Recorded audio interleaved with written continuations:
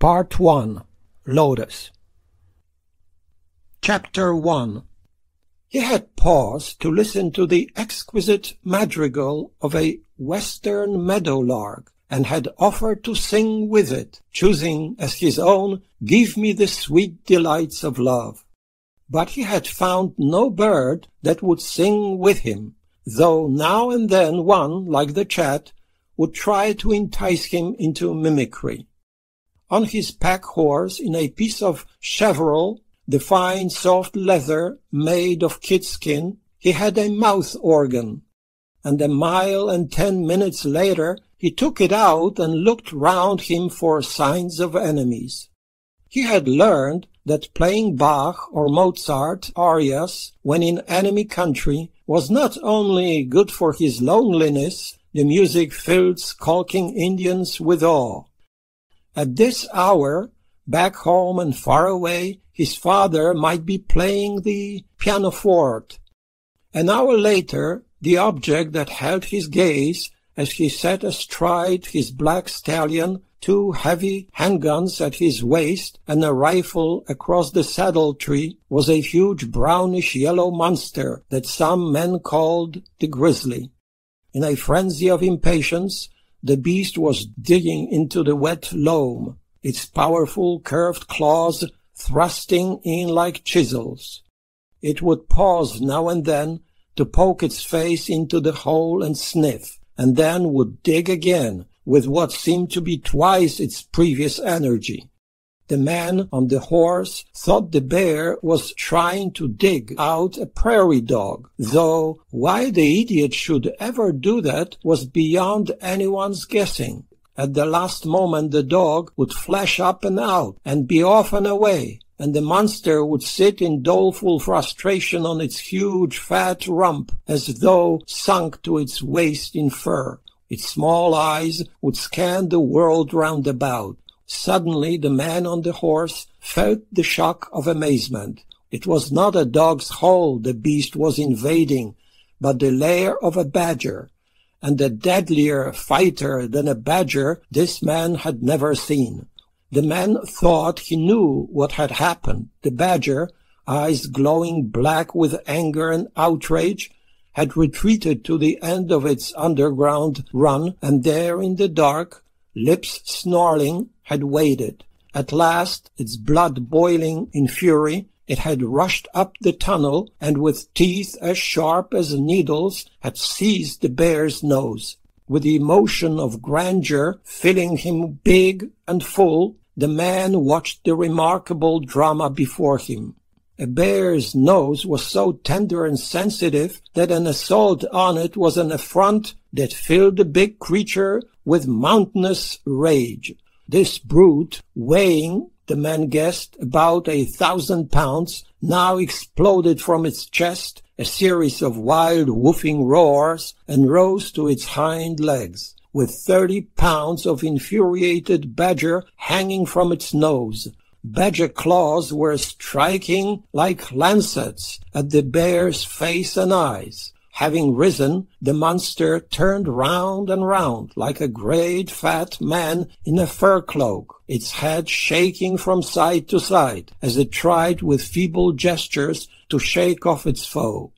But the badger had most of its teeth set deep in bare nose, and it was 30 pounds of savage fighting fury. The man gave a snort of incredulous delight and went on staring. He had seen some remarkable fights since coming west 7 years ago, but none had made his eyes bug as they bugged now.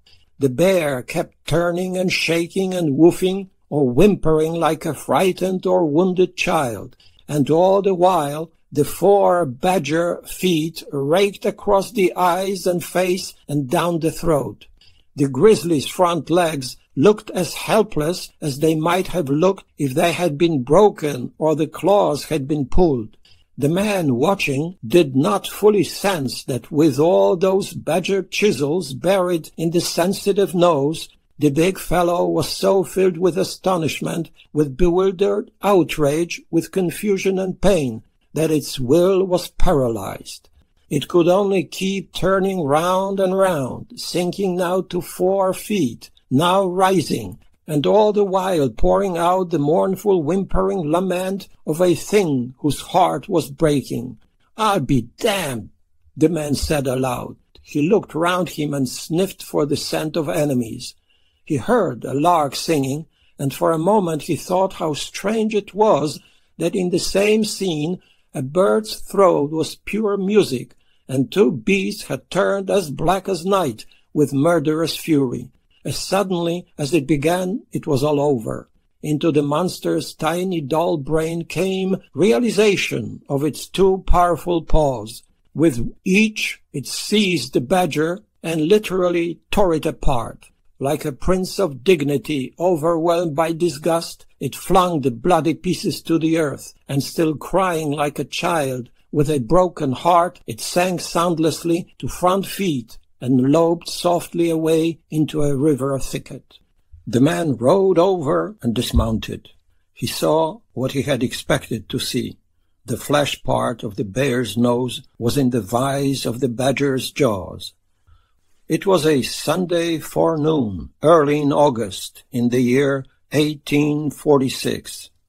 The big man who stood there on the mussel shell, looking with admiration and wonder at a badger's head, was a free trapper, hunter, and mountain man, on his way up the river and over to the Bitterroot Valley, where he expected to take a wife.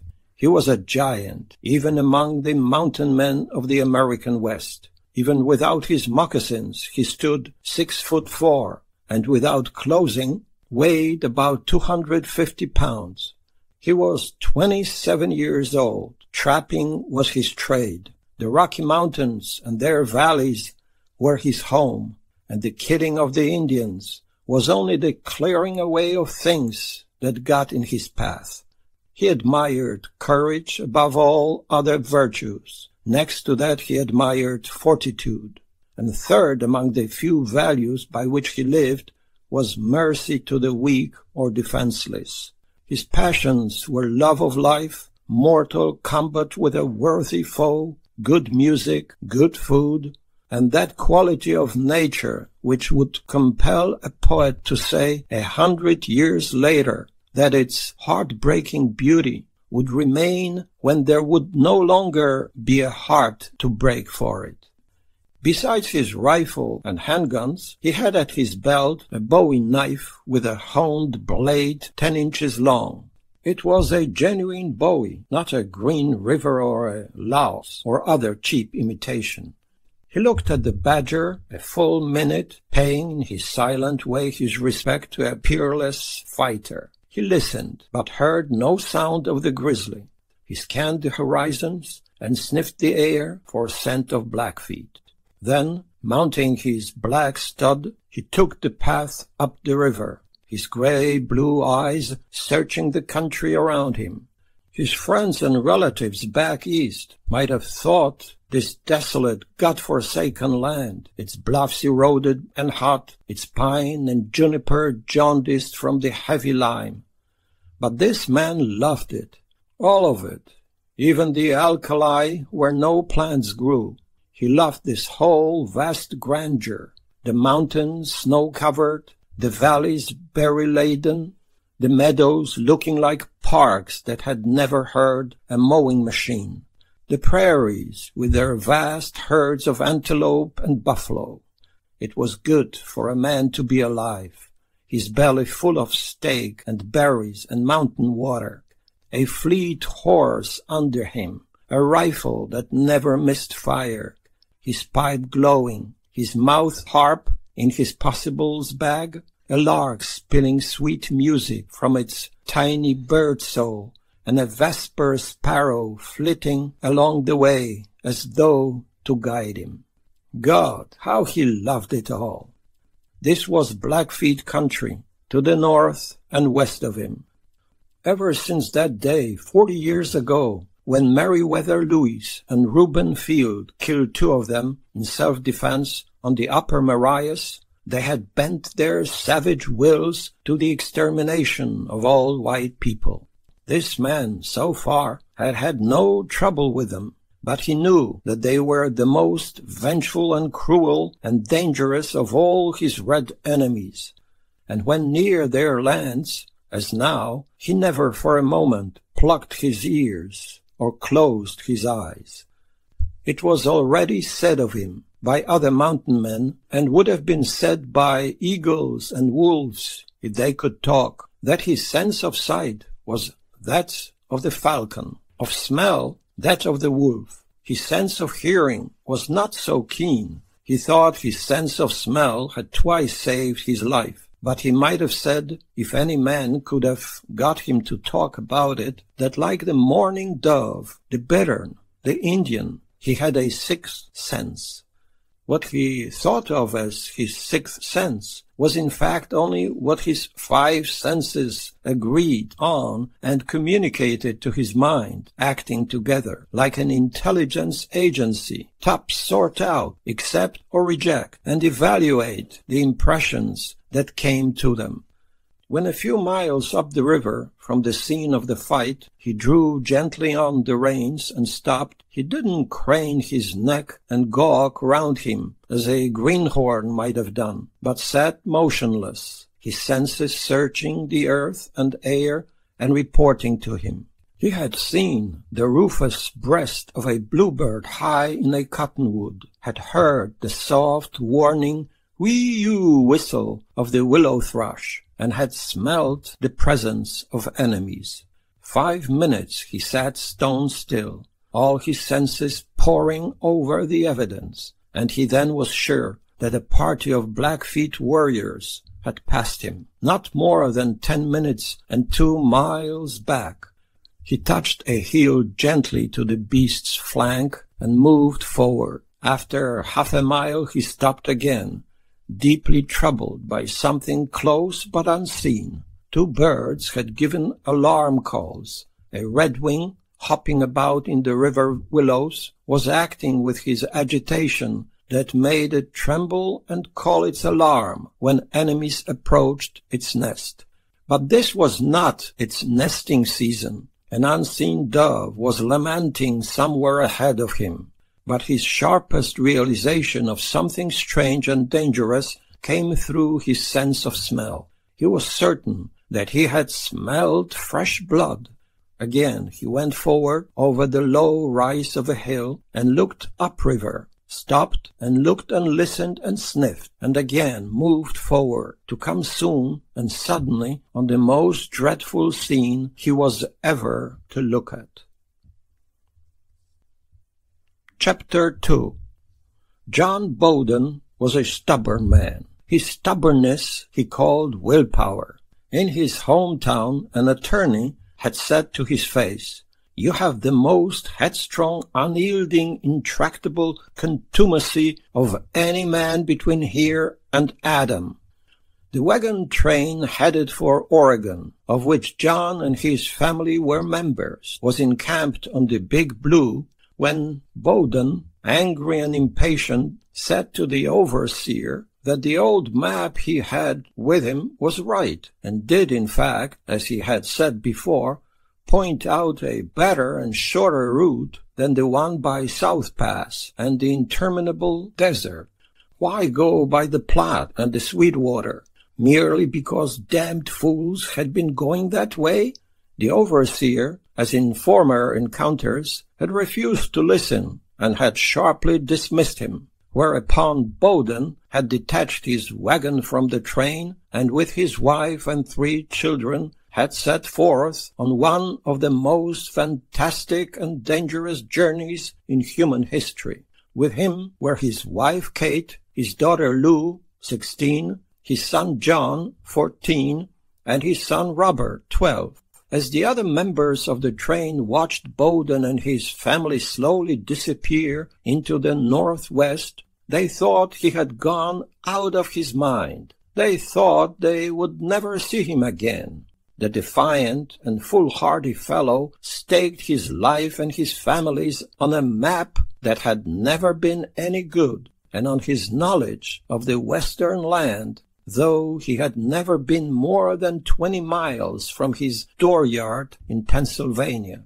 With his family, he vanished into Cheyenne land, and then into Crow land, and at last into Blackfeet land, or would have done so if he could have found a ford across the Musselshell. For 800 miles into a wilderness of hostile Indians, across a dozen rivers and hundreds of creeks, around great mountain chains, and on the tenacious and obdurate man took his way, never faltering, never doubting himself, never looking back. He had the luck of an infinitude of fools. Not one lone wagon in 1,000 could have traversed that vast distance where no wagon had ever gone. That he and his family were not set on by Indians and murdered and scalped long before they had reached the Musselshell, or even the Cheyenne River or the Powder, was to become an incredible tale that would be told by trappers around 1,000 campfires. How under heaven did he get across the Yellowstone anyway? I figure, said Windy Bill, that he just looked towards heaven and walked on water. Did no Indians ever see them in that journey of 80 days and 800 miles? Indeed, no Indians ever saw them, and the oceans of buffalo, even the wolves, even the grizzlies, fled before them. Not once in 80 days did they see the smoke of a fire except their own. Bowden had so little knowledge of Indians that he tethered or hobbled his 2 beasts at night as though he were in his own yard back home. And with the innocence of angels, he and his wife and children sank into deep sleep. Kate came to believe that he was guided by a higher power that had told him of a shorter and safer way to the Pacific coast. Before setting out, she had heard stories of the hardships en route and of all the graves along the South Pass Trail. There had been hardships, but no graves on the path John took. The fact is that sulking and brooding, he had only the dimmest notion of what he was doing and where he was. He went so far north that at the end of 80 days he found himself on the Musselshell, only a few miles south of its junction with the Missouri. It might as well have been the Columbia or the Saskatchewan, for all that he knew about it. He had never heard that on Monday, the 20th of May, 1805, William Clark, en route to the ocean, had written of this river as the Shell and the Musselshell, noting in his journal that it emptied into the Missouri, 2,270 miles up from the river's mouth. Clark had found it to be 110 yards wide and of greenish-yellow color. John knew only that it was too deep to ford. He saw ripening fruit on the river bottom, and because his rickety and squealing wagon needed repairs, he decided to tarry on the east bank a few days. It is hard to tell what he might have thought if he had known that a Blackfeet scout lay on his belly behind a dwarf cedar and watched him. He said he would get things in shape while his family gathered and dried fruit. That he could decide to camp for a week on the very edge of the Blackfeet Nation indicates the bottomless depths of his ignorance. In the morning of the day that Samson John Minard headed up the river, Bowden left his camp and took a game trail through bottomland to look for his 2 horses. When he didn't return after half an hour, his wife first called to him and then sent the 3 children to find him. They had hardly passed out of sight when something, she would never have been able to say what, so alarmed her that she stood rigid and listening. It may be that she heard a scream, or possibly she smelled blood. Seizing an axe, she ran on the path her husband and children had taken, and in less than 300 yards came to a scene that might have turned a weaker woman to stone.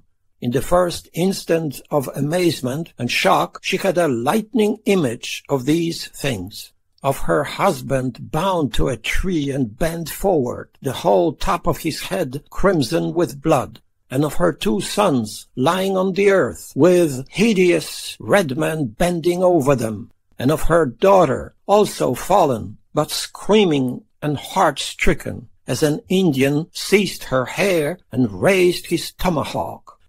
Kate turned not to stone, but to female tiger. Her fury was such that her strength was multiplied tenfold as she rushed forward and raised her axe.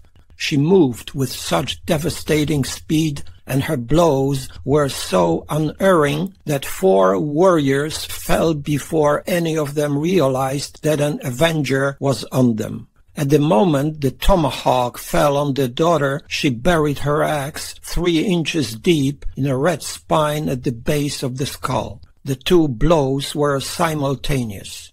With almost no pause at all, she flew to a warrior bent over a son, and she split his skull so deep that the 2 halves actually sank toward his shoulders. The 3rd, and again the 4th, she also felled with a single blow. It was all over in a few seconds. In the moment when she was returning to her daughter, 2 Indians slashed the thongs binding Bowden, flung him across a horse, and were in flight down the river before Kate could understand what they had done. A half-dozen Indians and a scalped and dead or dying man vanished, and Kate Bowden stood shuddering with rage and tremors and lunacy, her dead children and 4 dead Indians around her. Her mother fury turning to nausea, her whole body shaking so terribly that she had the movements of a mechanical toy. She stood, Indian blood over her hair and face and clothes, and so fully sensed the immense and unspeakable horror of it that her conscious mind was blotted out. The only thing she did for half an hour was to drag the fallen Indian off her daughter. She was still there, trembling, sick, numbed, and witless, when a man rode into view and sat on his horse 40 yards away, looking at her. In the first instant he knew that a war party had passed him on its way down the river. He had a clear view of the 7 prone persons, all of whom seemed to be dead, and of the woman, with blood all over her, and with a bloody axe in her hands. He had seen men kill men. He himself had slain and scalped 8 Indians since he left St. Louis and headed west. In the world where he now lived, the killing of the weak by the strong was the first law of life. All the way from the tiniest gnats and spiders up to the wolf, the elk bull, the grizzly. No day passed in which he didn't see creatures killing other creatures. No day passed in which enemies didn't look at him and covet his flesh. This was not a country for persons dedicated to prevention of cruelty by the living on the living. Sam was not a man who could be easily moved by death and loss, but he was moved by the scene before him. It was not the dead warriors. He cared nothing about them. Possibly it was not the sons and the daughter. It must have been the way a mother stood, looking round her and back and forth, the way she bent a little forward and peered at the son, and slowly turned to look at the daughter, the way she knelt and searched the dead faces and bright bloody skulls of the sons, who only a little while ago had thick mops of brown hair, or the way she knelt and looked at her daughter with a deep tomahawk cleft in the upper face and forehead. So absorbed was she by the grim facts that had desolated her life and soul, so darkened and blotted out was her conscious mind, so depressed was her pulse and her breathing, that she had almost no sense of being left alone in the world. God only knew where. Sam had at least a faint notion of it all. He supposed that this woman had killed 4 Blackfeet braves with nothing but an axe, who now was completely helpless before her enemies. Would she kneel there all day and all night before her dead children? Was she praying? She had dropped the axe and now crawled back and forth between the children. 20 minutes after Sam came in view, she was kneeling by the girl, and she seemed to be trying to clothe her. She stripped a thin shawl from her shoulders and laid it over the girl's flanks. In one moment she glanced at the cottonwood tree where her husband had fallen forward. In that moment she understood what they had done to him. But she would understand that only in fleeting moments of insight, and only for a week or 2. There would be a few brief flashes in the gathering darkness, when she would know that nothing was left to her but the dead, an old wagon, some bedding, a few utensils, an axe, a rifle. Turning from her daughter, she saw the big man on the horse. She leapt to her feet, recovered the axe, and began to run. Because he was in the path down which she had come, she made a wide detour across river bottom, running with what the man thought was astonishing speed.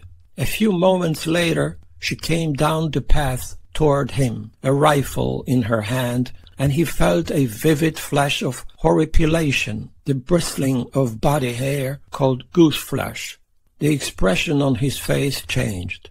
Good God! Did she intend to shoot him? "Woman, you'd better stop there," he shouted to her. But she wouldn't have stopped for droves of tigers or rivers of fire. She came on, but at 20 paces from him, did stop abruptly, and with both hands tried to raise the rifle and aid at him.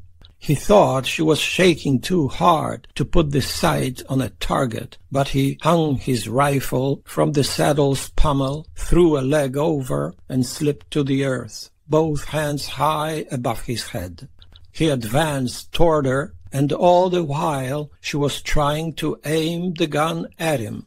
Failing in that, she threatened him with it. "Woman," he said sternly, "I'm your friend. It looks like you need one." When she gave no sign of friendliness, he again advanced, slowly, trying to look into her eyes, and when 20 feet from her, he unbuckled his revolvers and let them fall. He put his arms out wide, his fingers spread. "I'm Sam Minard, New York State. Like I said, you need a friend. We have graves to dig. You have a shovel?" Holding her rifle with both hands, its muzzle pointed at him, she didn't speak. She had so much Redmond's blood on her face that he couldn't tell what kind of face it was, except that it looked strong, like his mother's. She had blood over one upper eyelid, and when she blinked, the red spot flashed in the high sun. Sam was looking at her with wonder and admiration. He would never have believed that a woman with no weapon but an axe could kill 4 warriors without herself being touched. For 2 or 3 minutes he looked at her and waited. Knowing that her will had faltered and that he was no longer in danger, he buckled the guns round his waist and went back to his horses. Leading the stud and with the pack horse trailing, he went up the trail to the woman's camp, observing along the way the spots where her husband or children had uprooted firewood. He wanted to ask what in hell they were doing away up here in Crow and Blackfeet land, and where they thought they were going, but he doubted that he would ever get a word out of her. She was wary, like a wild thing. She was lost in blood and horror.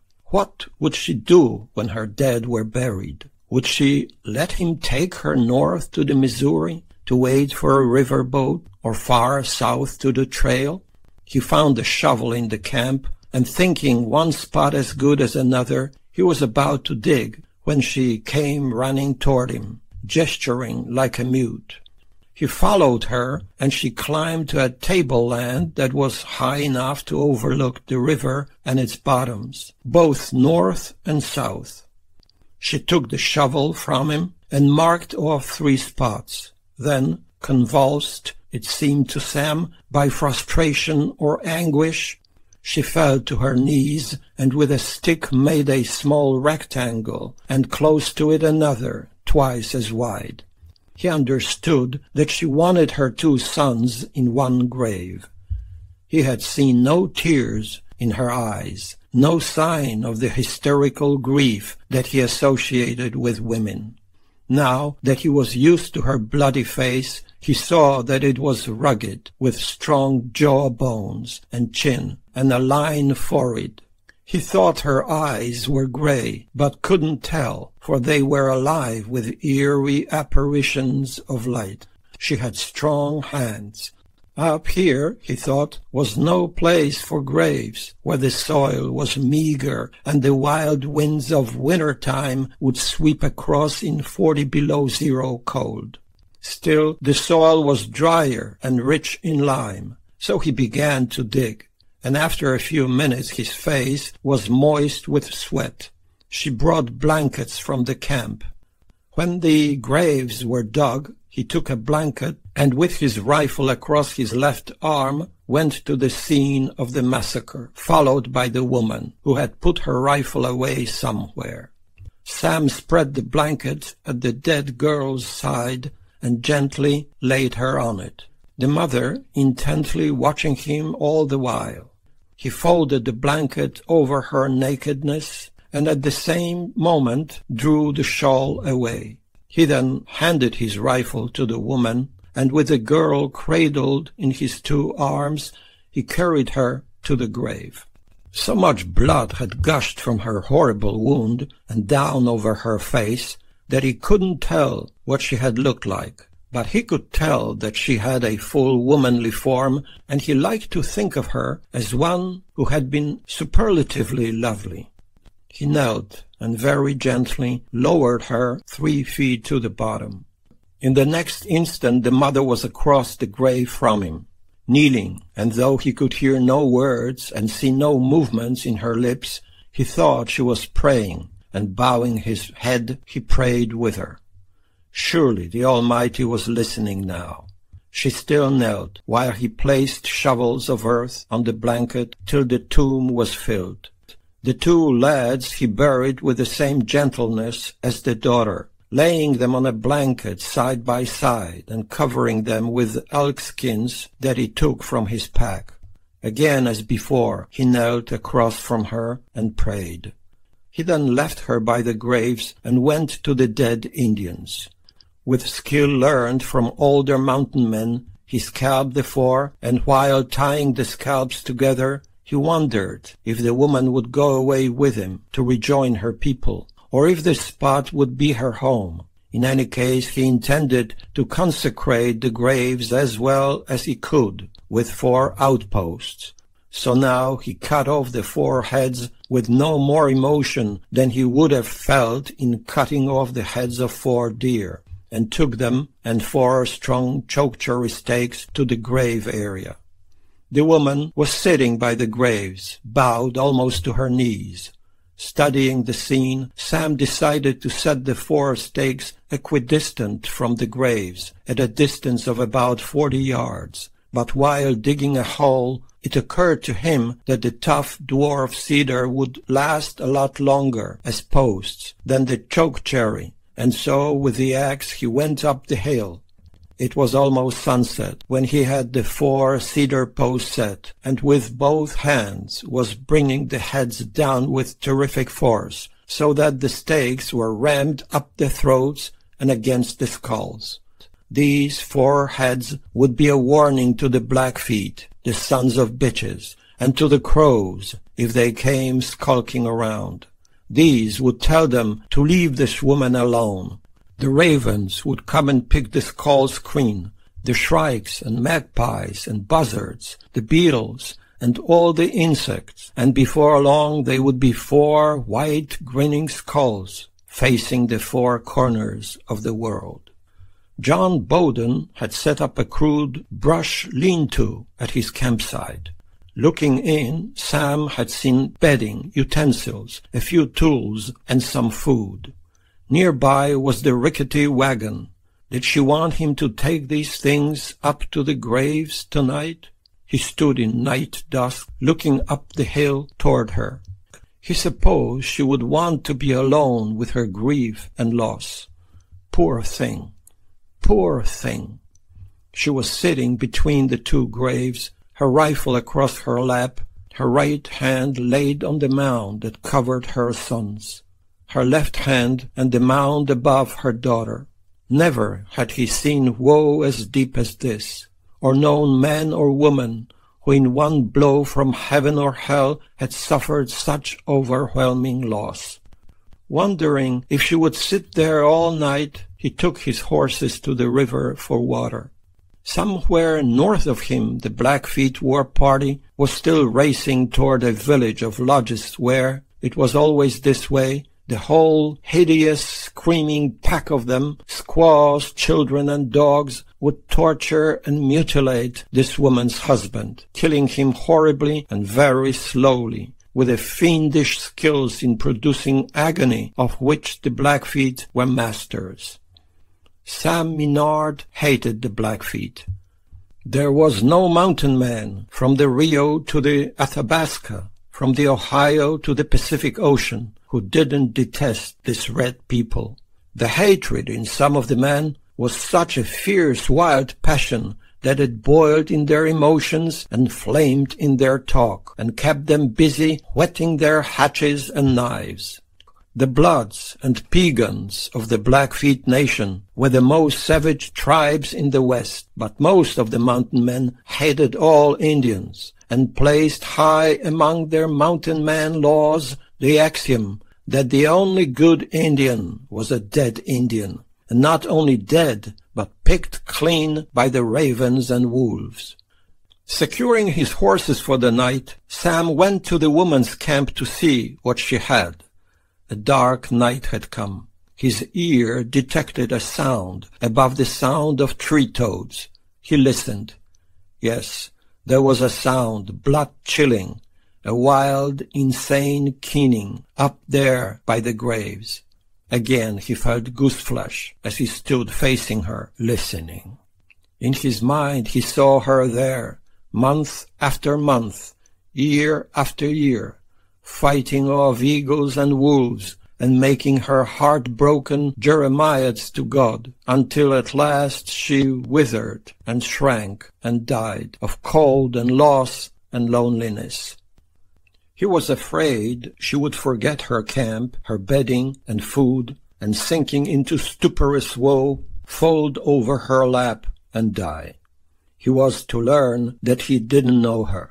After going halfway up the hill to listen and coming back down, he thought of supper. Ordinarily, when journeying through enemy lands, he made fireless camps, even in winter time. He would eat a chunk of jerked buffalo and roll into his buffalo robes. But he had labored hard this day, and was as famished as a winter wolf. He decided to make a fire, but first he would wait for the moon to come up, for he thought he could slip out to the hills and get a mule deer. 2 hours later he came in with a fat buck over his shoulder. Opening it from throat to rump, he cut away the choicer portions, including the liver, loin, kidney fat, and the upper parts of the hams. He built a fire and brought water from the river. All the while he was thinking that it would be sun-like to take hot steaks or a fine roast to the mother. After eating 4 pounds of venison, a pint of dried service berries, and a quart of black coffee, he filled his cob pipe and sucked flame into it. It was a nice night. He could hear the wings of night birds and the river's flowing waters. Above him he could see 1,000 stars. Around him he could smell tobacco smoke, the fertile loam of river bottom, magpie and crow nests in the cottonwoods, mole runs, moss pads, hot lime hills cooling in the night, and the embers of aspen and willow in the fire. He wondered if he should have used 2 of his robes as burial shrouds. He was not a very sentimental man.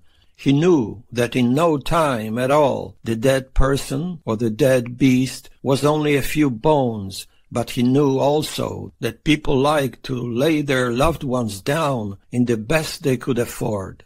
He had 2 large robes and several small ones. He guessed he would give one of them to the woman.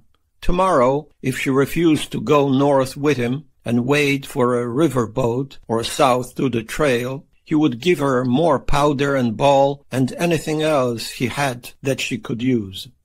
If she was determined to stay here, he doubted that she could long survive in a land where the strongest went down one by one. She would be all alone with 4 skulls and 2 graves. She would never see a human being, never in God's world, except a red man on a distant hill or a mountain man going up or down the river. North of her, only 20 miles, would be the wide Missouri. Steamboats would chug through its waters as far as the Great Falls, but she would never see or hear them. South of her, farther than she could see, even if she were to stand 8,000 feet above the graves, was rolling hill land covered with scrub pine and cedar. East of her was the same lonely waste, clear to the junction of the Missouri and the Yellowstone, and west of her to the Judith Mountains and Wolf Creek, Arrow Creek, and Dog Creek. Unless she climbed a tall hill, she would never see the Big Belt or Crazy Mountains, much less such magnificent massifs of divine sculpturing as the Tetons, the Bitterroots, the Bighorns, and the Blue. There would be plenty of wild game all around her, a few buffalo, many deer, an antelope, 50 or more kinds of duck and goose, squirrels and prairie chickens, and fish in the river, and fruits and roots of several kinds, but no such lushness wild orchards as she might have if she were in the Madison or Gallatin Valley. Sam was turning these things over as he puffed his pipe and thought of her problems. He wished he could stop thinking about her. After all, the vast, wonderful earth the Almighty had made was filled with the dying and the about to die. He tried to force his thoughts to his plan to take a wife, to trap in the Uintas this coming winter, to send for a trumpet, to these, or to speculation on what other mountain men were doing at this moment, in what deep impenetrable thicket tall skinny Bill Williams had hidden from the red warriors, his high squeaky voice silenced for the night. By what fire, with its cedar and coffee aroma, Wind River Bill was spinning his yarns and saying, "I love the women's, I surely do." In what Spanish village short blonde Kit Carson was dancing the soup dance with black-eyed senoritas? What tall tales Jim Bridger was telling to bug-eyed greenhorns from a wagon train that had stopped this day at his post to get horses shod and tires set. Jim spitting tobacco juice and saying, "Wah! This here critter is wore plumb down to his quick. I reckon I'll have to put moccasins on him." And in what quiet shelter Lost Scalp Dan was moving a calloused palm over the hideless bone of his skull, as if hoping to find hair growing there. Then Sam's mind turned to Dick Watton, who in mountain man talk was some for his inches, 6'6" and as straight as the long barrel of his rifle. He had once stood shoulder to shoulder with Rube Herring, and thou warn't a hair's breadth difference in tall or wide betwixt them. Even Marceline, though a Mexican, could easily look down on the top hair of a man standing 6 feet, Marceline, with a temper ranging from red-hot to white-hot, who despised his people and abjured his blood and cast his lot with the white mountain men. Marceline was a picture all right, with his mass of hair half as long as his arm and as black as wet coal, spilling out from his slouched beaver to cover the shoulders of his buckskin hunting jacket like a wide mane. But again and again Sam's thoughts returned to the woman on the hill. He then laid his pipe aside, took a fat dripping roast of the green tripod above the glowing embers, thrust a green stick through it, picked up his rifle and a small robe, and took the path. Slippered with moccasins, and as soundless as the wolf or the mouse, he approached the woman until he stood only a few feet from her and looked down at her bowed head. For 2 hours or more she had been silent. In her own way she had wept until she could weep no more. She still sat where she had sat when he left her, chin sunk to her breast. One hand touched the daughter's grave, the other that of the son's. The thing that fixed his attention was the heart-sick, quavering moan she made when the long, deep shudder of grief and horror ran through her. He wasn't a man in whom pity had a large home, but compassion ran deep in him now. For perhaps 10 minutes he looked down at her and listened, until the utter bitterness of it, the quivering of her flesh and soul in the loss, was more than he chose to endure. Laying his rifle down and holding the roast with his left hand, with his right he draped the robe across her shoulders and over her lap. He then set the green stick in the earth at her side with a spitted roast on it. She gave no sign that she was aware of him. After looking at her a full minute, he was convinced that she was not. Our Father in heaven, could grief be deeper than that? Shaken, he turned away and went down the hill. At the fire he put a robe over him like a collapsed tent and took a mouth organ from his medicine bag. His father played the clavichord with dash and clarity, though his hands, almost as large as his son's, easily spanned an octave and a half and sometimes hit the wrong key. Sam had learned to play several instruments, including the horn and flute. When he headed west, he had taken only 2 mouth organs, and he had played them through 7 long, lonely winters. Tonight, with a robe over him, he played softly, so that he wouldn't start up the night birds, the tree toads, and the wolves. Beethoven had imitated the nightingale's song with the flute, the quails with the oboe, and the cuckoos with a clarinet. Sam had tried to imitate bird songs, the phoebe's plaintive little voice of a tiny bird-child lost in a thicket, telling its name over and over, the chickadees and buntings and horned larks. Tonight he softly played a few sad old things and a hymn or 2, for he was filled with homesickness, or with the yearning that Schubert had felt, who had never found the love he hungered for. It was the woman on the hill. He flung the robe back, for he didn't want to play down in the depths of fur. He wanted to stand up and shake a clenched fist at that malevolent fate that knocked on the door in the opening bars of Beethoven's C minor symphony and proclaimed to the world its power over Beethoven's hearing.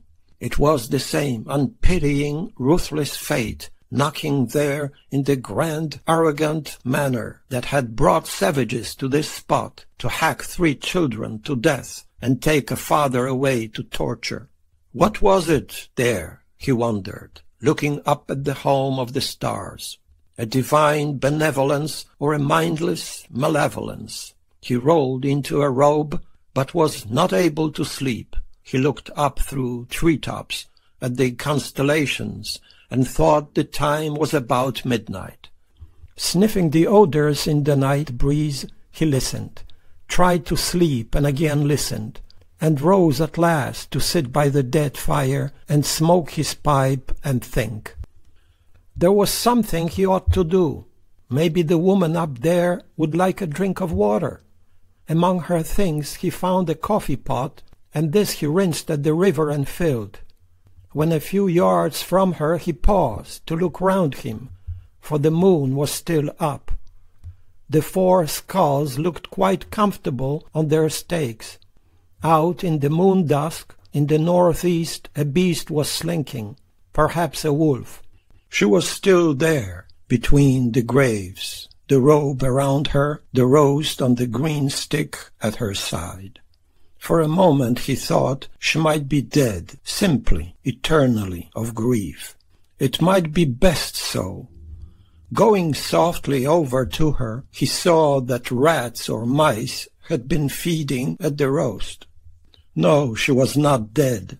The same long shudders were running through her on every 3rd or 4th breath, and the same unearthly sound of loss and woe followed each shudder. He sank quietly to the earth and sat by her.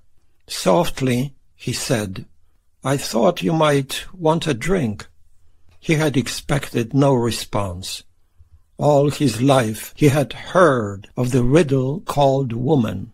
But if she was a riddle, it was in man-woman love, not in grief. In grief she was as stark and plain as the face of death itself. Windy Bill might have said that she made a man feel like gone beaver, like what he had once called a stillborn child in a putrefied forest. She made Sam feel homesick for a sight of his mother and father, and Christmas around the fireplace. Bending low and moving forward, he looked around to see if her eyes were closed. They were wide open. Once more, somewhere in the years ahead, he would see eyes like hers, and they would alter the course of his life. Now he could only feel a stupid and exasperating helplessness. Would she go with him and take a boat or a wagon train back to her people? He knew that she never would, unless he bound her. She would fight like the bitch wolf when the grizzly approached her lair. If he were to take her 1,000 miles away, like the cat, she would find her way back. She would return, slinking through the forests and over the mountains, even if it took her 10 years. His deepest insights told him that. They told him that all that this woman had in the world was here, under her left hand and under her right. "You know," he said gently, "I think you're going to need a little house here," and went back to his camp. Chapter 3. At the bowl of a cottonwood he untied the end of a long leather rope, and down the tree from 20 feet up came the remainder of the deer. He would eat a big breakfast, for he knew that he would work hard all day. In loin and kidney fat he fried the entire tenderloin, as well as 2 thick steaks from a ham, and he ate nearly all of it and drank a quart of coffee. Then, while indulging himself with a pipeful, he looked round him at the trees. Either aspen or cottonwood would do. The wood of both was soft and rotted easily, but a cabin built of them would stand as long as the woman stood. If he made it about 10 by 10, it ought to house her all right. He was not a mason, and so would not undertake a chimney, but he would gather stones and lay a foundation, so that the logs would not rot right away, and he would leave a hole at the apex of the roof, as Indians did, to let the smoke out. He had no glass or oiled paper for a window, no planks for a door, unless he were to tear the wagon bed apart. He supposed she would freeze to death when the wild winds of Canada came baying down the skies and the river froze white and solid from bank to bank. But maybe not, for he and other mountain men would bring her blankets and robes. they would take care of her in their way. Going up the hill, he looked round him. Where had he left the axe? Among her things, did she have a hammer, a saw, nails, a pair of old shoes that he could use for door hinges? Standing at her side, he told her that he was going to build a house for her. Did she want it here by the graves or down by the river, where she would be closer to water and firewood and sheltered from the winds? Did she understand him? He asked, kneeling by her. Was it all right to look among her camp things? She hadn't touched the water. Insects were crawling over the roast. He found the axe and observed again that it was a good one, though he would have preferred a 6-pounder with a blade a good 5 inches wide. His rifle across his left arm and the axe in his grasp, he went to her camp and thoroughly searched it.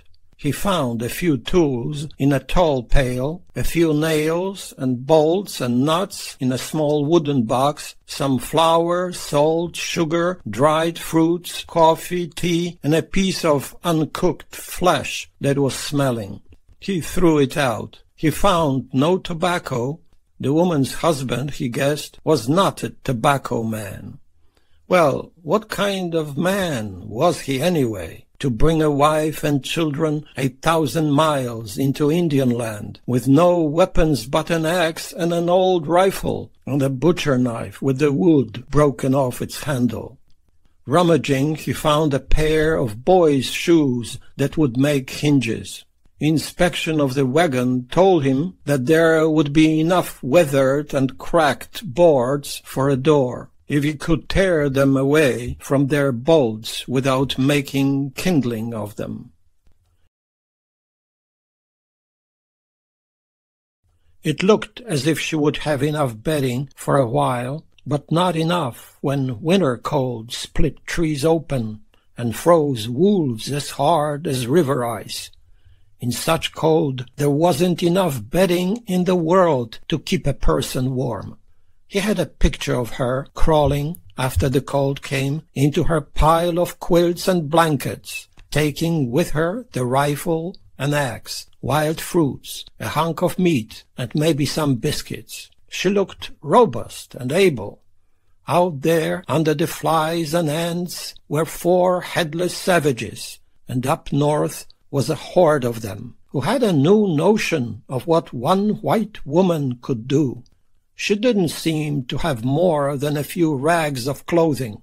He would bring her bolts of cloth and needles and thread and tanned skins. The Almighty up there in the blue would surely watch over the poor soul and protect her, until she had learned the ways of mountain men and mountain country, and had become part of this vast, beautiful land, which to know was to love, was to dig your way into, like the badger and prairie dog, was to sing your soul upon, as millions of birds were doing all over the valleys and hills. And the wolves in their mating song, the elk bulls in their bugling, the moose bulls in their honking. She would learn and would love all the wonderful wild calls of geese and loon grebes, willets and hawks and prairie chickens. And she would see Sam Minard some day on a mountain summit, shaking his glad, powerful fists at the skies and calling on the Lord Jehovah to look down from a heavenly window and see what a fantastic world he had made. A man was a fool who wanted to leave this country once he had found it. A woman could learn to love its ways, like the red women. She might learn to trap beaver. He would bring her 2 or 3 traps and break a deer's neck. He would be sure that she always had plenty of powder and ball. And she might grow a small garden, even have wild flowers around her house and over the graves, though it would be a long way to carry water. Doggone it, she might even become the woman of some mountain man, have another child or 2, and learn to make buckskin clothing as fancy as a hickory wiping stick or the finest beadwork of the Crows. That is, if her husband didn't come back. But he would never come back. By this time his agonies were ended and his bones stripped. So ran his thoughts as for 3 days, from daybreak till dark, he toiled in the woods and on the hill, building a log shack for a woman who in these 72 hours never, so far as he knew, took a drink of water or a morsel of food, though he kept both at her side. Never once had she risen from where she sat, the right hand on her son's, the left hand on her daughter. He hadn't known that grief could so paralyze the human mind and will. After felling the trees and cutting them in lengths, he dragged them to the side with his powerful stallion. One end of a leather rope tied round a log, the other round the tree of his saddle. The logs were about 8 inches thick at their larger end. He laid them 10 logs high, with a door in the west side, facing the river. The door was an ungainly heavy thing of warped and cracked wagon boards, held together with 3 slats nailed across them. To the door and to 2 logs he spiked the soles of a pair of boys' shoes to serve as hinges. It was, he told himself, the darndest door ever attached to a house in Indian land. But if you were careful with it, you could bring it shut. On the side opposite to the hinges, he nailed a strap of leather to be pulled inside the cabin and looped over a spike to make the door secure. Through an unchinked crack on the right of the door, she could peer out if anyone were to knock, or shove the barrel of her rifle through and shoot the red bastard if he was an enemy. Winds and rain and snow would drive in through this and other cracks in spite of his chinking, but he hoped that she would caulk them with rags after he was gone. He had no trowel, nothing with which to plaster with river mud. It was an ugly shack, all right, and it would be a cold one, even with a fire in its center, but until he could buy materials and come again, it would have to do. The roof was poles laid side by side across the roof beams, with a pitch of about 30 degrees on either side. Onto the poles he shoveled earth to a depth of 6 inches. In the exact center of the roof he left an opening 14 inches across, framed with pieces of wagon board for the smoke to escape through. It was no mansion, but not 5 mountain men in the whole country had a better house. He had a winter shack of 1,000 miles south of this spot on the Little Snake, and it was no better, and its door was no better. But his flathead bride would probably think it a wonderful thing. In warm weather, no mountain man worth his buckskin ever crawled under a roof, except the spreading branches of a fir or a juniper arbor, or a buffalo robe draped across a couple of poles. If you loved the world the Creator had made for you, you didn't shut out the blue heaven and its lights, or lie in foul air in a stuffy room, when in a bed outside you could smell the morning and watch its mother-of-pearl light softly touch the hills. Hoping to shake the woman out of her grief, when close to her during his labor, he sang Robert Burns songs, whistled bird and opera arias, and in his deep baritone exploded Bach and Beethoven phrases, all the while watching her to see if he was breaking through, or he talked to her about this and that, saying in one moment, "If you play any small instrument, I'll send for it, and when I come along here, we can sit and play duets," saying in the next, "When I get my woman over in the Bitterroots, we'll come by here, and maybe you'll like to go hunting with us." But she never gave a sign that she heard. When the shack was finished, he carried up the hill all her possessions, except the wagon. Without its box, it was a lopsided thing, on its sun-baked and wind-dried wheels, the spokes loose in their sockets, and the tires half off the fellies. Thinking that she might like to have it by her house, he looped a rope over the end of the tongue, and with his stud dragged the squealing and howling thing up the hill. Lifting first one end of it and then the other, he flung it this way and that until he had it snugly against the north wall, with the tongue and it up and back across the bolster. Her largest vessel, a tin pail, he filled with water and set inside the hut by the door. All her things were in there now, including the axe and rifle. From his own supplies he gave her flour, salt, sugar, coffee, 2 tanned elk skins, as soft as velvet, powder and ball, a couple of large needles, and a roll of buckskin thread, a skin pouch half filled with dried wild berries and plums, a couple of fish hooks and a line, and a flat obsidian stone weighing half a pound that she could use as a whetstone. He sharpened her butcher knife. He then went into the hills and returned with 2 fat deer. Did she know how to jerk meat? Well, he would show her how. He laid a fire about 15 feet in front of her and built a drying rack above it, and during the hours it took him to jerk most of the flesh, he would have sworn that she never once looked at him or the fire. He would have thought she was dead, sitting up, but for the movement of her breathing. Thinking that possibly she heard and understood, even though she refused to see, he told her how to set up the rack, to cut the flesh in thin ribbons, to turn the meat, to care for it and store it. He told her he would leave all this with her, as well as some boiled or roasted hind and front quarters.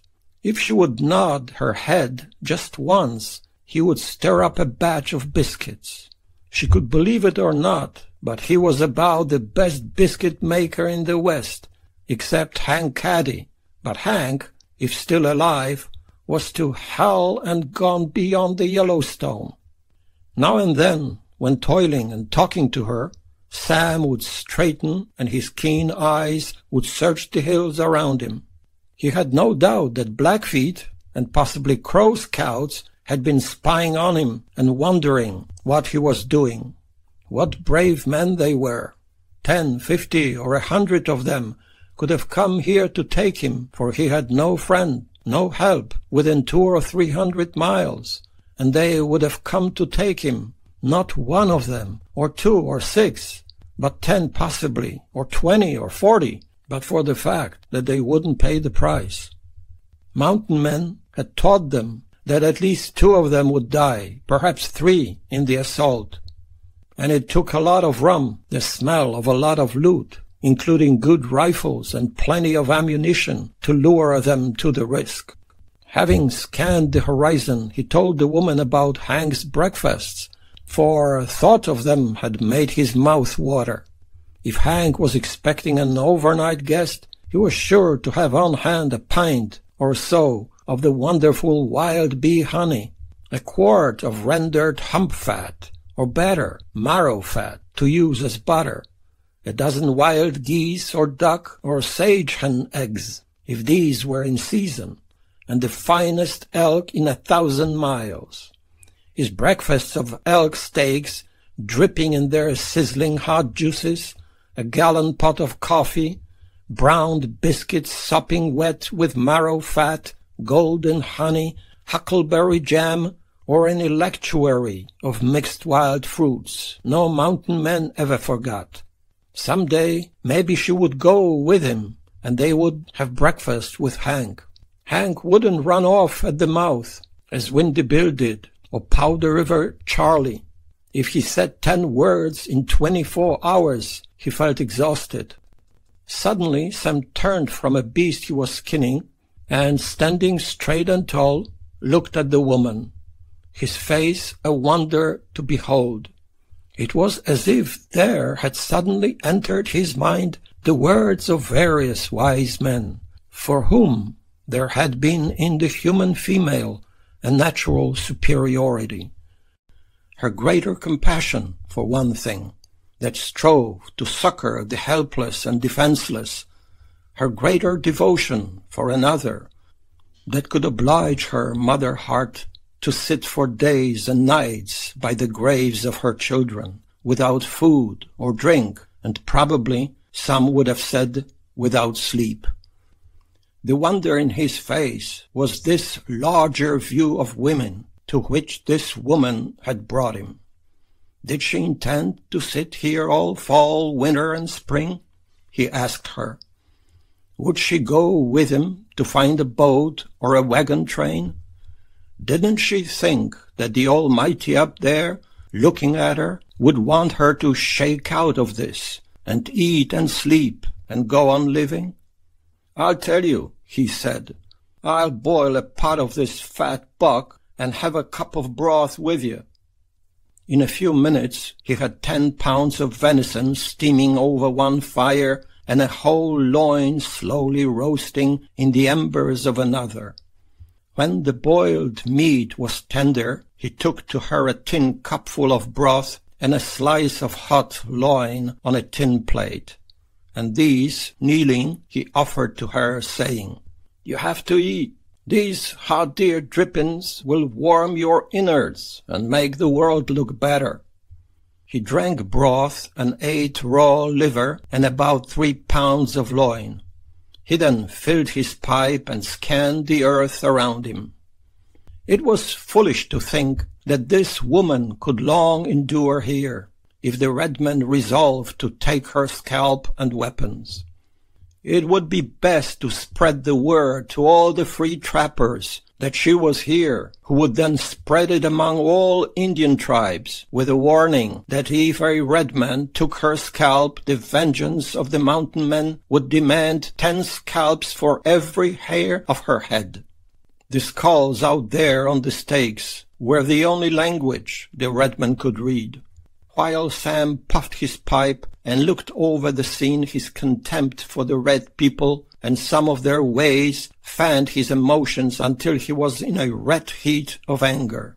The contempt on both sides had its beginnings in the earliest association of red men and white, and became a law of their lives as fixed as the red man's death chant or the white man's fatalism. The red men couldn't understand why the white men gave priceless treasure for the pelts of beaver and otter, which for them had little value in a land where beaver were as thick as trees. The white men couldn't understand why the red men were eager to trade a pile of pelts for a piddling trifle, handful of blue beads, a piece of glittering metal. "He's like the coon," Windy Bill said. "If it shines, he's gotta get his paw on it." Each thought the other fantastically stupid, and his low opinion of the other's mind and values gave zest to slaughter and scalping. If red men had set 4 white skulls on stakes, mountain men would have laughed loud in the heavens. If Wind River Bill had been here to view Sam's handiwork, he would have said, "I reckon that air will send them helter-skelter towards their teepees." To the pine and juniper hills and the wind rising in the north, Sam said he guessed it would, and was satisfied with his labor. It was time to be off, but he was reluctant to go. In a moment of mad male gallantry, he had considered digging a well by the shack, but knew that he would have to dig to river level, a depth of 100 feet. Should he ask her to go on a journey with him? Not to be his night woman. He wasn't a lustful man, nor one to take advantage of the female's helplessness, but to get her mind off her grief. But so far as he could tell, she hadn't accepted him as a friend. He wasn't sure that she was conscious of him, or of the wolves howling in the night, or of the flowing through mountain sound of the river's waters. He was put out with himself because he lingered. It was the Almighty's problem, not his. The evening of his 8th day here, he forced himself to face her, and after looking down at her bowed head for several minutes, he knelt and kissed her dusty brown hair and said, close to her ear, There's a lot of meat for you in the house. I'm off to get a wife now, but I'll be back soon." He mounted his stallion and headed south up the river, but 4 times he stopped and looked back. In this situation, a man simply didn't know what to do. If she was determined to sit by the graves and die, he guessed she had the right to die alone. No beast, no man would molest her. His journey lay not over the Bighorns, the Powder, Tongue, and Wind River, but to the Gallatin Gateway, the Beaver Head, and Chief Tall Mountain, whose oldest daughter, blooming into womanhood, was as lovely as the spring song of the bluebird or the alpine lily at the edge of a melting snowbank. A wife, he knew, was a huge armful of responsibility, and responsibility was the disease in man. But he was lonely, and twice as lonely, after leaving the woman by the graves. The 4th time he looked back, he saw her coming through the doorway and stand by the cabin. She seemed to be looking round her. If the lark at heaven's gate had sung for him alone, he could have been no more gladdened. She would be all right. She had only been waiting for him to go away. Dear God, be kind to her. He saw her go over and sink to the earth between the graves. Dear God, be kind to her. Feeling that all was well, he waved to her, knowing that she couldn't see him, and then rode till midnight and was 30 miles from her and her gruesome sentinels, when he found a thicket in which to hide and sleep. Dear God, he thought, kissing his hand and pretending that it was this mother's cheek. Dear God, be kind to her. Chapter 4. He was 10 miles beyond the woman's sight when she heard her name called. "Kitty," the voice said. It was her husband's voice, and that was her husband's name for her. Getting to her feet, she looked round her with wild, staring eyes, and then began to run toward the massacre site. "John!" she called as she ran. After 200 yards, she stopped and looked in all directions and listened, and called again. "John!" She felt that he was present and not far away. She was staring at the tree where she had seen him bloody and bent when she thought of her children. Turning, she ran back up the hill, expecting to find them sitting by the graves. And when she saw only the 2 mounds, she looked at them, listening, her heart in her throat.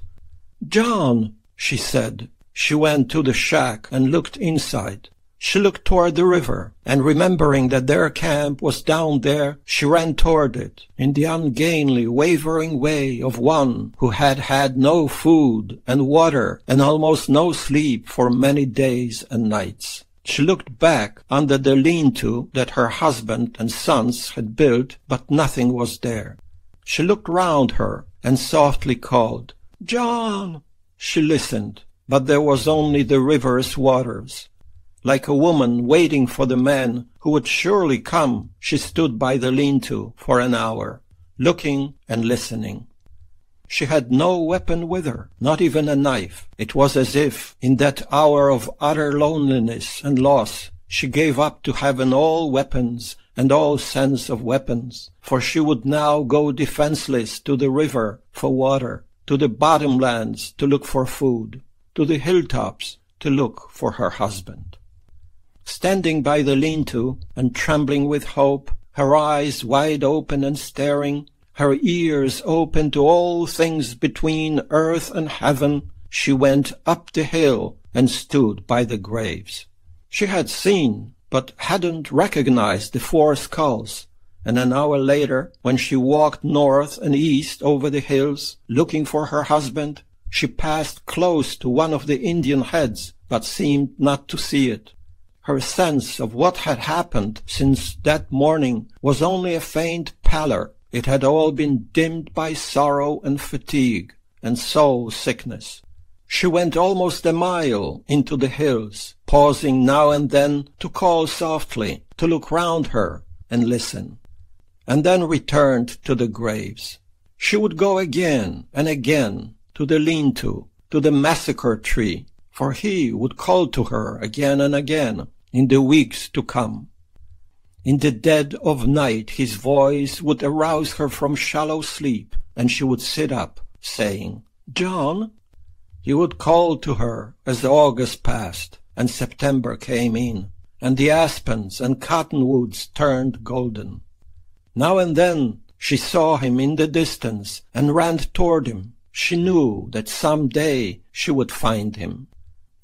A rational mind would have seen here a world unlike the one Cade saw. Standing by the graves, he would have looked north and south and seen the long irregular line of trees that hid the river. In the west, beyond the line, he would have seen hills that looked empty and dead, but for their thin dress of stunted cedar.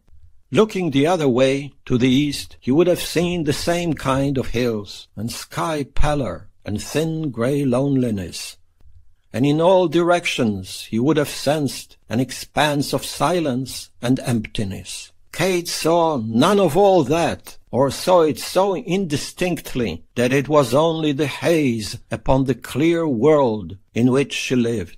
The world in which she was to live, her senses didn't build at once. It was evoked by prayer and longing and hope, by dreams and visions, and it came into being slowly out of heaven, for God was kind to her. There had to be this evocation, or there had to be madness that would have thrust her down to the level of beasts. Without her vision, she would have wandered away and been killed by wolf or Indian, or she would have starved or died of cold when winter came. Within a few months, the roaming free trappers, having learned her name, would be talking by campfires of that crazy Bowden woman. She would never go home. She would live and die there by the graves. It was enough to make a man feel cut loose from himself and pulled down in deep water like a gone beaver. It was enough to make a man crawl into a deep thicket and cry like a child. Legend was to say that John Bowden was there. His wife knew he was there. She saw him now and then, always at a distance, always smiling at her. His smile and his eyes saying that he was all right. All of them were all right, and some day they would be together again with God. The time was to come when she would no longer call to him or run toward him. With a smile she would answer his smile, her eyes saying yes, it was so. They would be together again. They were together now. Her most remarkable transformation of loss and loneliness enveloped her children. About 3 weeks after Sam rode away, she looked at the graves and thought they needed a loveliness. Up and down the river she searched for wild flowers and found a few, but the plant that caught her eye was a species of sage with a soft greenish-gray beauty all its own. With a shovel she took up a few of these plants without disturbing the earth that hugged the roots, and set them in holes at the south end of her tiny cemetery. She carried water from the river to give them drink. They flourished, and the time came when she had a garden there on the barren hillside. The time came when she no longer knew exactly where the graves were. The time was to come when there would pass from her soul all memory of them and all need of them, for her children would no longer be in the earth, but above it, smiling at her as their father smiled. The first vision was in a cold moonlit night, before the fading memory of the graves had completely left her. She had come from the shack and walked over to the graves to kneel there and pray, when suddenly she was transfixed by the dim, heavenly figure kneeling behind a clump of sage, or within it, or of it. She would never be able to tell where it was. This vision was of her daughter. It was not her daughter as she had actually been in life. This girl in the sage or behind it was so ethereal, so like a filmy moonglow, so dreamlike, so like a pale and delicate part of heaven, that Kate, looking at her, held her breath and thought how sweet it was to die. After long moments she moved toward it, only to see it fade and pass away, not quickly, but as a moving cloud dissolves and fades. Horrified, she retreated, and as slowly as it had vanished, the vision returned, coming out of nothing into an exquisite apparition that was looking at her and smiling, and gently inclining its head as though moved by a breeze. Kate had eyes only for her, until, looking at other plants, she saw her sons, and they were exactly of the same heavenly moon-glow radiance, behind a sage, or in it, or of it. Like the daughter, they were looking at her and smiling, and gently moving their heads, a little up and down. All night, until the moon was gone, Kate filled her soul with the three faces. She would have been worse than mad to doubt that her children were there. If she shut her eyes, she didn't see them. If she advanced too far toward them, they simply dissolved into the night, and there were before her only the sage plants. But every time, without fail, they returned when she withdrew, and they smiled at her in the same angelic way. They looked to her like exquisitely scented and clothed beings just down from heaven. The eyes of all three smiled steadily into her eyes, not to probe her soul, but only to reassure her. "My darlings," she would whisper to them, smiling, and like them, moving her head up and down. They didn't come in the daytime, or when there was no moon, and if the moon was only a slice or a quarter, or was one, they didn't come. Her husband came at any time of day or night, in any season. She might see him riding a horse and leading a pack horse, going up or down the river, and he always waved to her, and she waved to him. She knew that he had a man's work to do, or he might come at night when she was asleep. In the morning she would find by her door, or just inside it, a leather sack filled with things for her, and in another skin, jerked out, or buffalo. She would find powder and ball, needles, thread, flower seeds, sugar, salt, coffee, flour. And once there was a shining new knife, and time and again there were tanned skins, medicines, such as camphor, aloes, salves, demulcents, baking soda, and a dress or a pair of shoes. She never fired her gun to frighten away the killers. She came to think of her world as a world without hunters and hunted, though the wolves now and then forced her to take another view of it. It was in early November of her first autumn here that she was awakened one night by piteous crying. Her first thought was for her children. Seizing the axe which she kept by her bed, she rushed outside. There was no moon, but it wasn't a dark night. She listened. The cry came again. It was continuous now, a bleeding, begging cry of pain and torment, and it wasn't toward the river, but somewhere back of her house. Running toward it, she stopped when she saw the three large tawny forms. On the long journey with her husband and children, she had seen the big gray wolf. During the past weeks she had seen these beasts, insolent, fearless, tongues lolling, sharp eyes looking for something to kill.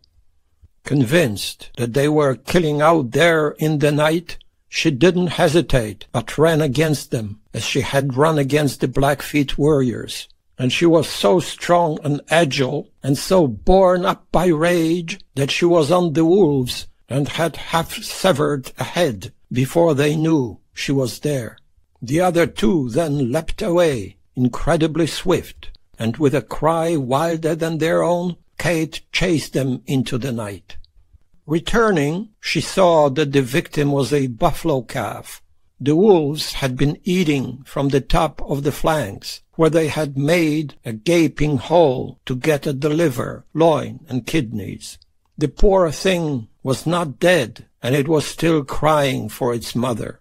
Kate didn't know, and God would spare her the knowledge, that the wild dog family ate its victims alive, if the victims had the stoutness and pluck to keep breathing until the enemy's hunger was appeased. Many a buffalo still walked the prairies that had had a wolf's meal taken out of it. Depending on the strength of his hunger or his mood, the wolf would rip and tear with its long, sharp teeth, usually into the side or back to get at the liver, and often it devoured all the tender flesh along the lower spine before its victim died. Or it might open a hole in the belly. If it had a taste for hams, it might eat most of the flesh off a hindquarter. Many a buffalo or elk calf or yearling survived the rendering of its flesh and the drinking of its blood, and lived as a cripple hideously scarred. Kate would never know that this deadly killer, which in a pack could put the monstrous male grizzly to fight, often teased and tortured or killed for the wanton sport of it. 3 or 4 of them would isolate a buffalo yearling from the herd and chase the terrified and bawling creature back and forth in the tall prairie grass, nipping at it, tearing gaping wounds in it, spending perhaps an hour or more in frolic and sport before the beast's agony was ended. The calf at which Kate looked wasn't dead, but she knew it must die. Putting the dead wolf away and kicking savagely at it, she examined the calf's wounds. When she saw that a flank had been torn open and a part of the guts pulled out, she smote the forehead a hard blow and put a compassionate hand on the shuddering flesh as it died. Kate's new world was indeed a world of the hunters and the hunted. She saw hawks strike and kill ducks in mid-air. In the river bottom, when looking for roots and berries, she saw the nestlings of thrush and wren, bluebird, mourning dove, and lark impaled on thorns in a shrike's old butcher shop. She came to imagine things which she never actually saw or heard, and after a while it became a habit with her to seize the axe and rush into the night and tremble with outrage while listening and looking. She would hear, as time passed, other animal children crying under their rending teeth, and none more frequently than the rabbit. Her life would be haunted by the scream of the cottontail, seized by a falcon, or by the big hare, overtaken by a wolf. She would never fully understand that she lived in a world of wild things, many of which were killers: the weasel, mink, hawk, eagle, wolf, wolverine, cougar, grizzly, bobcat. These were ferocious and deadly, but the rabbit, deer, elk, buffalo, antelope, and many of the birds killed nothing, but themselves were slain and eaten by the thousands. In her life in a small Pennsylvania town, Kate had barely known that there was this kind of world. She had known that there were creatures that killed other creatures, men who killed men, for either God or passion, but the world here was one in which to kill or to escape from the killer was the first law of life. Her female feelings about these things would have astonished most of the mountain men. Windy Bill might have said, "Well, cuss my coo, does she think Chimley Rock is a church steeple?" Bill Williams, looking sly and secretive in all the seams and hollows of his long, lean face, might have tongued his quid a time or two before saying, "Poor old soul, I reckon that woman ain't never figured out the kind of world the Almighty made."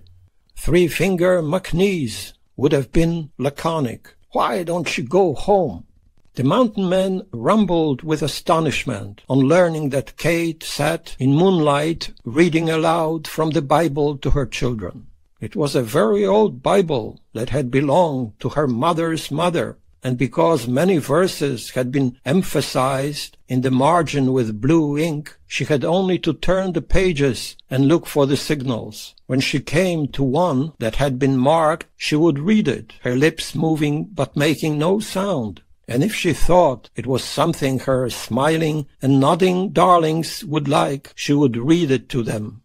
I, the Lord, have called thee in righteousness, and will hold thine hand, and will keep thee, and give thee for a covenant of the people, to open the blind eyes, to bring out the prisoners from the prison, and them that sit in darkness out of the prison house. After reading such verses, she would look at her children and smile and nod, and like long-stemmed flowers they would nod and smile. She didn't have a cultivated voice, but it was clear and strong. Ever since they were old enough to understand, she had read to her children from the Holy Book. Sometimes she closed the book and let it open where it would. It might be a psalm. O my God, I trust in thee. Let not mine enemies triumph over me. Smiling at them, she would say, Your father left us some things last night. He's very busy these days. He wants us to wait here, for he will come to us sometime. In the dark of her senses, she knew her husband was not dead, for if he were, he would be an angel here with his children. She wondered why he rode up and down the river. She would have said he was not trapping, for he had never trapped. He had been a farmer for a while, then a small merchant. Why he never hitched his team to a wagon, she didn't know. He was doing his work in ways he thought best, and when all things were fulfilled, he would come to them. She knew that being angels, her children could give no answers, except the heavenly smiles and the gentle assents. In time of full moon, when she could see them most clearly, Kate didn't go to bed until the moon was down. For how could she have left them there, kneeling in the sage and smiling at her? Sometimes the moon didn't go down till morning, or didn't go down at all, but just faded away into the day sky. Only after her children had slipped back to their blue home did she rise from the buffalo robe that had been left by her husband. If after her children had left her, her loneliness was too bitter to bear, she wouldn't enter the shack, but would stand by it. In such moments she came closest to a realization of where she was. No, not of where she was, for since leaving the Big Blue she had never known where she was, but of her aloneness and helplessness and enemies.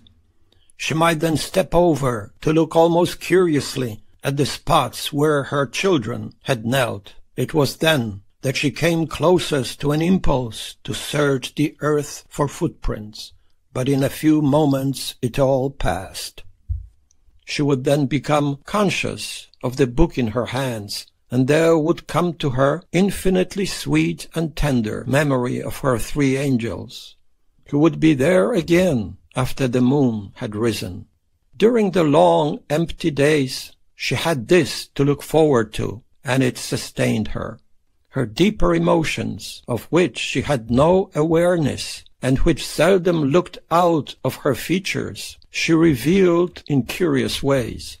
Instead of making her bed back in the cabin, away from the door, she made it right by the door, so that she had to step over it, so that, lying in it, she could put a hand out of the ugly little prison and touch the big world. Against a wall at either end of the bed were piled her food and utensils, and there her rifle stood. When she was not carrying water to her plants, she might sit on the bed with a needle and skins and sew on leather jackets or skirts or moccasins. She would look over innumerable times to see if her children had come, or up at the sky to see if the moon was there. Sometimes, when coming from the river, she would think she heard a son calling, and she would run like a wild woman, trembling in every nerve. Coming to the yard and finding that her children were not there, she would be a tragic picture of loss and hopelessness, too stricken to look or listen. Or if when reading to her darlings and answering their smiling angel faces, she heard the sound of an enemy, the snarling challenge of a wolf almost at her door, or the shriek of a descending hawk, she was instantly transformed into a tigress, and seizing the axe, she would rush blind and screaming against the challenge. No beast was ever to withstand her charge. It was this sort of thing that spread in legends. In a moonlit night, a year or two after the massacre, Windy Bill was passing by when he heard wild screams, and on a hill against the sky saw a woman rushing round and round, the blade of her axe flashing. "I took plumb off for the tall timber," he said. "My hair, it stood up like buffalo grass, and my blood was like the Yellowstone billows John Colter saw." He improved, or in any case embellished, his tale with each retelling, until what he saw was a witch riding a broom in the sky and shrieking into the winds. Other men were to see Kate when passing her way, and to tell tales about her, and the legend of her would grow in an area of more than 1,000,000 square miles. But while it was still in its innocent beginnings, other legends, to be still more awesome and incredible, were being born. And one of them would enfold the huge figure of Samson John Minard. It had its origin in his decision to take a wife.